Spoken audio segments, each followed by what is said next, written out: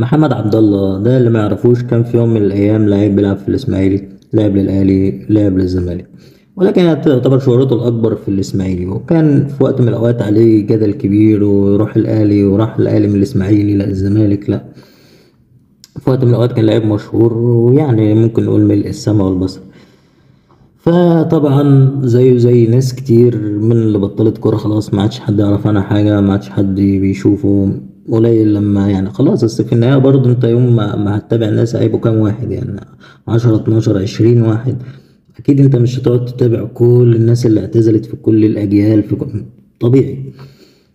فهو من حظه ان هو من الناس اللي خلاص يعني ما عادوش في الشهرة وما عادوش في الكلام ده، ما عادش حد يعرف عنهم اي حاجة. فمؤخرا انت الفيوهات بتيجي على يعني حاجة من الاتنين، يا اما انت بتجيب حد ذو قيمة يتكلم فمش هيبقى له مشاهدات، فنتكلم بصراحة، الا اذا كان حد محبوب مثلا او كده، وبرضه مش هتبقى اللي هي. لكن لما هتجيب رأي غريب او هتجيب حاجة بتضايق الناس، فانت تلقائي الناس دي تدافع الفضول، هتخش ترد، لا هتخش تتناقش حاجات زي كده. فبالتالي دي المدرسة، مدرسة الهبد والهندسة، وهي المدرسة دي اللي شغالة من فترة. يعني أنا دلوقتي معظم الدنيا أهلاوية، يعني معظم الدنيا في مصر يعني معظم الناس أهلاوية. فأنا جيت قلت أنا أهلاوي، ماشي عادي يعني تمام، مش كلنا أهلاوية عادي. الأهلي بيكسب بالاجتهاد والصبر والمثابرة مش عارف إيه والكلام الجميل ده كله اللي كنا بناخده في التعبير ودروس العربي ماشي تمام، كلنا عارفين الكلام ده. لكن لما تيجي تقول لي لا ده انت كسبت بالسحر، سحر؟ لا. لا تيجي تقول لي لا ده انت بتكسب بالحظ، ده النادي الوحيد المحظوظ في العالم وبتاع.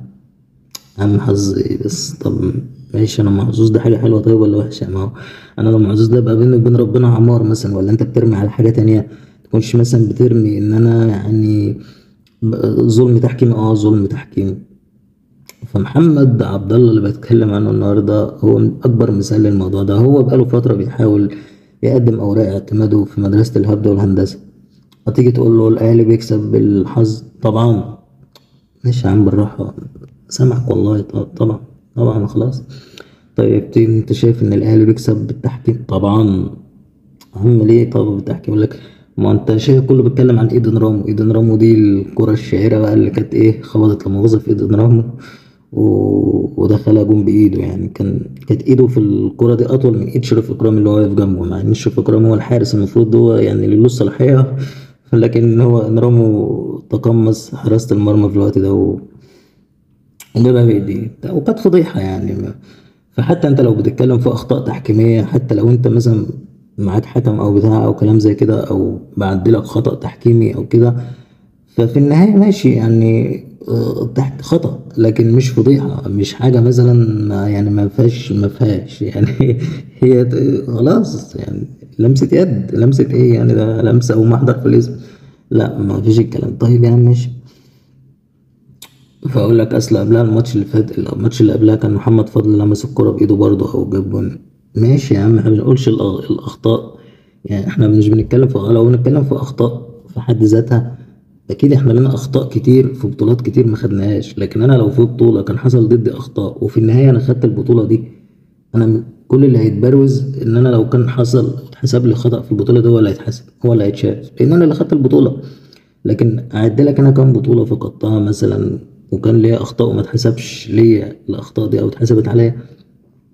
مش هنعمل كده. ماشي، ده اخطاء تحكيم. طب تيجي تقول له طب الاهلي بيكسب مثلا مساعده الدوله وكده؟ طبعا. هو كل حاجه طبعا يعني. وبصوت عالي وباد بوي في نفسه بقى وباسم سمرة يعني من الاخر بقى. قاعد قال له طبعا طبعا كده يعني. ماشي يا عم ماشي والله، وحياة ربنا سامعيني مفيش مشكله.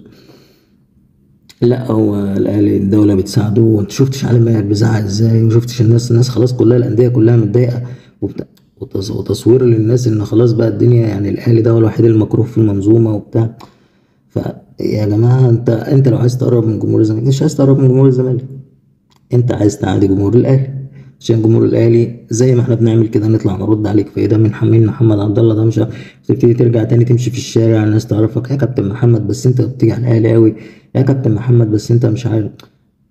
فهي القصه كلها ان انت يعني عايز تروح مثلا قصر الكبابجي فالناس تعرفك مثلا تقعد تعمل لك يعني مش كده يعني. طب ما مش حب الشهرة أو حب الفلوس او كده يخلي الواحد يقل من نفسه بالشكل ده، وخصوصا ان انتوا بتبقوا مشهورين بس شهرة سلبية. يعني رضا عبد العال مثلا هو قعد كام سنة في البيت مثلا بعد ما اعتزل ومحدش يعرف عنه حاجة، ودرب أندية مثلا درجة تانية، لا يدرب مش عارف ايه وحاجات كده.